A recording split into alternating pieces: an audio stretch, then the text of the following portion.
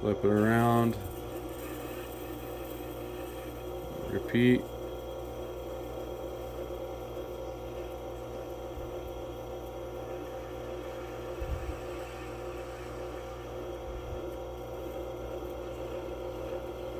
This will help remove any of the remaining burr and really put a polish on that edge. This is the leather strop.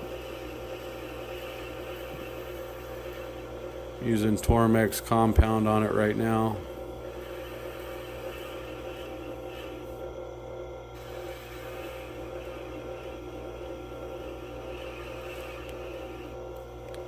Go back to the other side.